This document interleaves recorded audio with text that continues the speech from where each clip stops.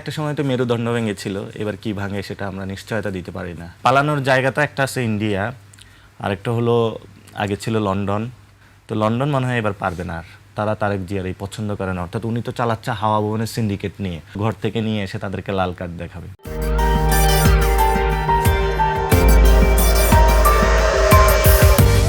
আপনাদের কাছে কি নিশ্চয়তার প্রয়োজন আছে তারেক রহমানের, সেই জায়গা থেকে যদি শুরু করেন তার গদি রক্ষার? জনগণের সাথে যদি কেউ গাদ্দারি করে, মুনাফিকি করে, জনগণ তো তাকে রাখবে না। তো যদি সরকার এই পথ মানি, অর্থাৎ সংস্কার বাস্তবায়ন করা ছাড়া অন্য পথে হাঁটে, তখন চারটা চেয়ারে চারটা থাকে তো পায়া, একটা একটা করে নড়চড় শুরু হবে, কখনো এদিকে হেলবে, কখনো ওইদিকে হেলবে, একটা পর্যায়ে ভেঙে পড়ে যাবে।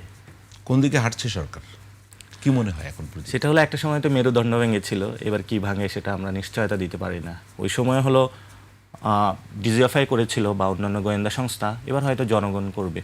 আর যদি পালিয়ে যেতে পারে শেখ হাসিনার মতন, যদি যেহেতু এবার আমরাও মনে করি এই সরকারের মধ্যে যারা আছে বিএনপি, তারাও ইন্ডিয়ার সাথে একটা নেগোসিয়েশন করে এসেছে, এবং আমরা ভোট ব্যাংকে দেখেছিলাম অধিকাংশ হিন্দু যে ভোটটা তাদের পক্ষে গিয়েছে এবং ইন্ডিয়ান এস্টাবলিশমেন্টের জায়গাটা তাদের সাথে গিয়েছে। সে জায়গা থেকে আমরা মনে করি যদি ওইখানে পালাতে পারে তাহলে পালাবে, আর না হলে বাংলাদেশের মানুষের হাতেই তাদের জীবন যাবে। আচ্ছা, তাহলে বাংলাদেশের রাজনৈতিক নেতারা যদি পালাতে চায়, পালাবার কয়টা জায়গা আছে আপনি যদি আদর্শিক ভিত্তিক বলেন? পালানোর জায়গা তো একটা আছে ইন্ডিয়া, আরেকটা হলো আগে ছিল লন্ডন। তো লন্ডন মনে হয় এবার পারবে না আর। কেউ যদি মনে করে যে না, সে পালানোর জায়গা নতুন করে ইন্ডিয়া বানাবে বা অন্য কোথাও বানাবে, সেটা তার নির্ধারণ, সে নিজস্বভাবেই করবে, সেটা নিয়ে তো আমরা কোনো কিছু বলতে পারবো না। তবে আমরা মনে করি জিয়া লিগিসির কেউ ইন্ডিয়াতে এই ধরনের পদচিহ্ন রাখবে না। দিন শেষে মানুষের যে আকাঙ্ক্ষা সেটাতে ফিরে আসবে, সে প্রত্যাশাও আমরা রাখি, প্রধানমন্ত্রীও সে পথে ফিরে আসবে। তো কেউ কেউ বলেন যে পাকিস্তানও পালাবার একটি জায়গা, এরকম কেউ আছে নাকি যারা পালাতে চায়? না, বিএনপির যারা নেতাকর্মী, তৃণমূলে যারা রয়েছে, তারা তো এখানে প্রচুর পরিমাণে হলো মানুষ রয়েছে যারা মুক্তিযুদ্ধে অংশগ্রহণ করেছিল। তো আমাদের 47-71 যে ইভেন্টটা আছে, আমরা এই কথা অথবা এই বার্তাগুলো কিন্তু দফা রফা করে ফেলেছি।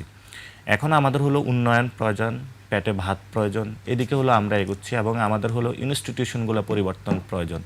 তো অনেকে মনে করে কারো তো হলো ইন্ডিয়া, কারো ভারত, এগুলো আমরা অনেক আগে সমাধান করে ফেলেছি, আমরা রক্ত দিয়েছি এগুলোর জন্য। 24-এ আমরা যেটা শহীদ হয়েছিল মানুষ, সেটা হলো বাংলাদেশের মানুষের জীবন জীবিকার পরিবর্তন। অনেক মানুষ দুঃখে কষ্টে আছে, সে মানুষগুলো এসেছিল পরিবর্তন হবে, সেই পরিবর্তনের পথে সরকার হাঁটছে না। এবং সেখানে আমি বলেছিলাম লাল কার্ডের কথা। সরকার অনেকগুলো কার্ড দিচ্ছে, সেখানে প্রায় 17,000 কোটি টাকা হলো কার্ডে সরকার নিয়ে যাচ্ছে। যে বাজেটটা সরকার করছে সেটা হলো এডিপির যে বরাদ্দ, সেটা থেকে হলো সরকার এখানে ট্রান্সফার করছে।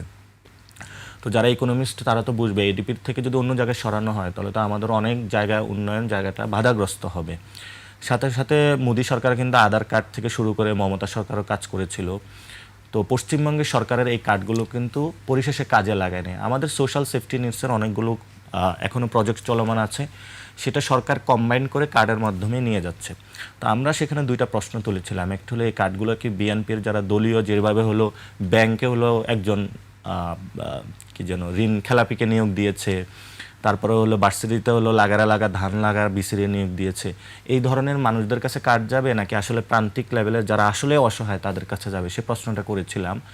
সরকারের যদি বরাদ্দ সরকার যদি কার্ডের মাধ্যমে দিতে পারে সেটা তো ভালো।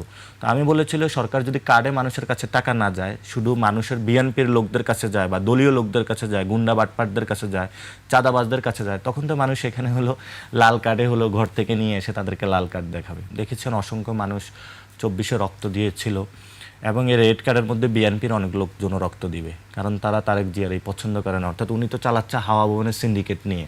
মন্ত্রিসভায় যারা গিয়েছে সবাইকে হাওয়া ভবনের সিন্ডিকেটের মধ্যে আছে নাই তো, এবং যারা লন্ডন থেকে এসেছে ধরেন কয়েকজন ব্যক্তিকে উনি নিয়ে সব কিছু চলে। অনেক মন্ত্রী থেকেও আমরা খোঁজ পাই যে ওনাদের ফাইল আটকিয়ে দিচ্ছে, প্রতিমন্ত্রীদের তো কোনো খোঁজে নাই। যখন মানুষ সিন্ডিকেটের মধ্যে যায় ওনার লোকরা কিন্তু ওনার উপরে বিরক্ত হচ্ছে। শেখ হাসিনা এভাবে চালিয়েছিল, কিছু শেখ ফ্যামিলির, কোথাও নিক্সন, ওই যে আপনার বাগেরহাটে একজনকে দাঁড় করিয়ে দেয়, অর্থাৎ ফ্যামিলির মধ্যে আমরা চান্দা দিতে হবে দুই জায়গায়, একটা হলো হাসিনা অফিস আর একটা হলো রেহানা অফিস দিতে হবে।